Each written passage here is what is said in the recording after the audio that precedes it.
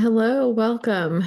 My name is Kathy Swidwa, and I serve as the Assistant Director of Marketing and Branding in the College of the Liberal Arts. Today, I'll be sharing how we've used storytelling to elevate the experiences of first-gen students at Penn State, strengthen campus partnerships, and promote valuable resources. First generation students make up a significant portion of our student body. Their stories are not only compelling, they're essential to fostering a sense of belonging, highlighting their successes, and acknowledging the challenges they face. Through our collaboration with the Liberal Arts Chaikin Center for Student Success, we've been working to amplify these voices, ensuring first gen students see themselves represented and have access to the resources they need to thrive.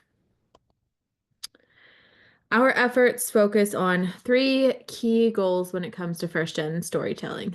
The first, increasing awareness of first gen student experiences.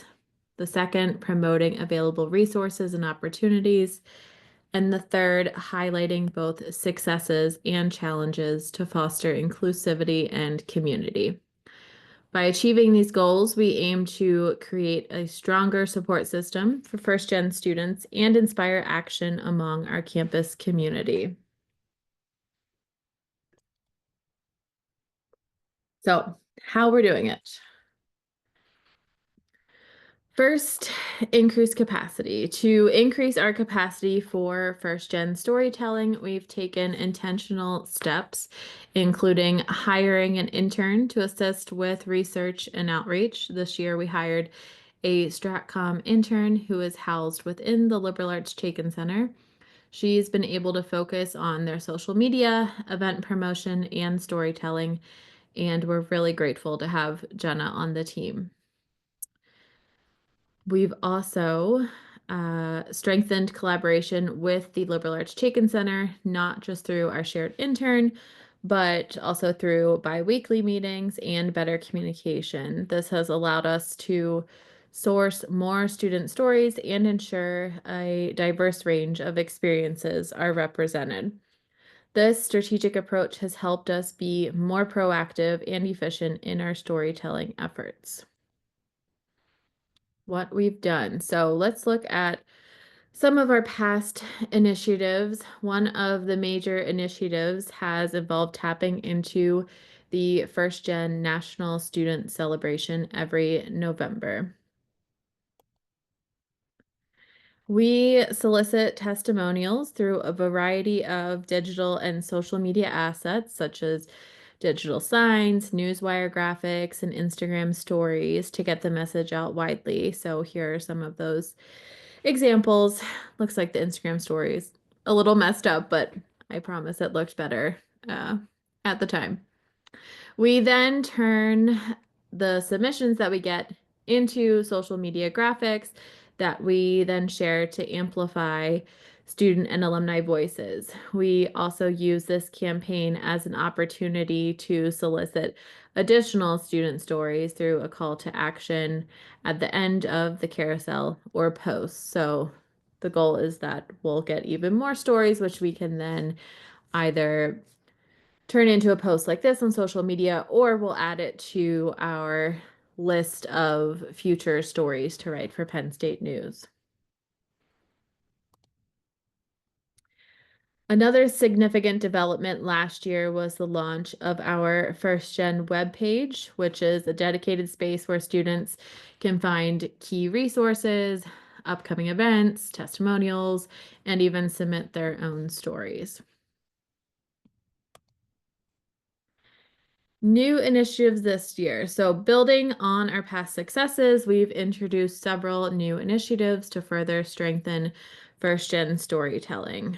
One of them being improved collaboration with the Liberal Arts Chaikin Center, and the other prioritizing first gen stories for Penn State News.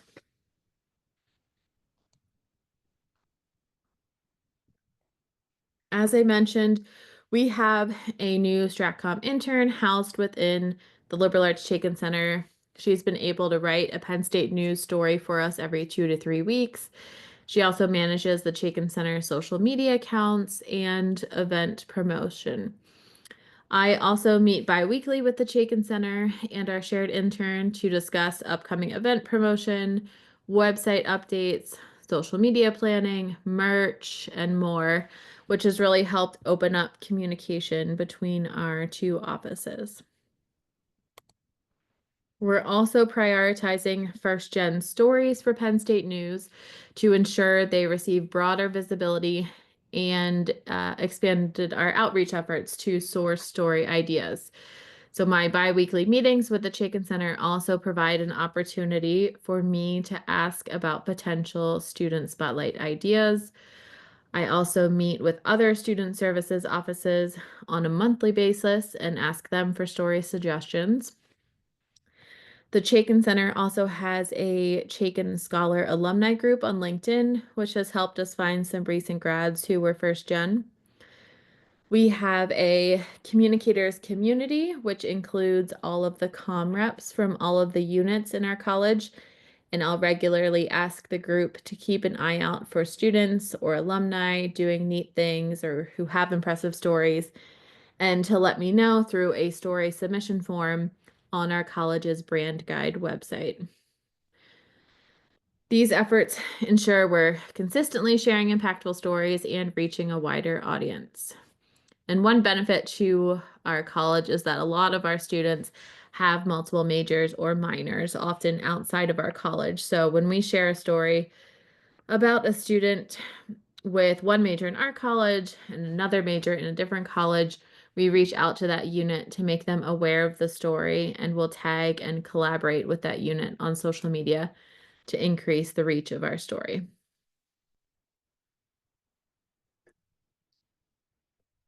Now, let's take a look at a few student stories that exemplify the power of first gen storytelling. And these are students that we featured in news stories this past year. First is Lacey, a third year student double majoring in criminology and psychology. She created a pre-law group for Chaikin scholars. She is also a peer success coach for the Liberal Arts Chaikin Center, where she supports fellow students while building a foundation for her future in law. Jasmine, a third year student double majoring in Spanish and psychology, has channeled her lifelong love of language into publishing two young adult fantasy novels, conducting psycholinguistic research, and studying abroad. Her academic and creative pursuits have shaped her goal of becoming a college professor while continuing to write. Muhammad's experiences have shaped his passion for diplomacy and public service, inspiring others to make the most of their college experience. He is a fourth year student majoring in economics and minoring in labor and human resources. Amanda, a second year student, double majoring in philosophy and art history, is passionate about making the arts more accessible, drawing from her own experiences growing up in a rural community with limited exposure to cultural resources. And I have three more examples because I just couldn't narrow them down. I'm always so impressed by our students when we work on these stories. So, Linnea Murray, a fourth year student majoring in criminology and minoring in sociology, is a first gen student and dedicated activist, leveraging her leadership skills to uplift marginalized communities, promote voter access, and help her first generation peers. Milan, a third year student majoring in psychology and double minoring in sports studies and media studies, is committed to improving the college experience for her peers at Penn State. As a first gen student, she is enhancing support resources for fellow first gen students, and her story also talks about her involvement in undergraduate research and how that's shaping her career goals. Last example is Jaden, who is utilizing Penn State resources to improve not only her own college experience, but those of her peers as well. She was recognized for her leadership as a member of the 2024 Homecoming Student Court. Jaden is a fourth year student majoring in political science and double minoring in crime law and psychology and African American studies. These are just a few examples of how first gen students are making an impact on campus and beyond. And I didn't read their quotes, but the quotes are from their stories, and they do a great job of talking about their first generation experience, what it's meant to them, how the college and the university have supported them as first generation students. So the results. Our focused efforts have led to measurable success. We've had a 180% increase in first gen storytelling from last year. Last academic year, we wrote 5 first gen student and alumni spotlight stories for Penn State News. So far this year, we've written 14 first gen stories. Plus, we've been more intentional about how we're talking about the first gen experience. So in last year's stories, we really only had one that talked about the creation of our first gen committee. The other stories just mentioned that the students were first gen, but them being first gen wasn't one of the main focuses of the stories.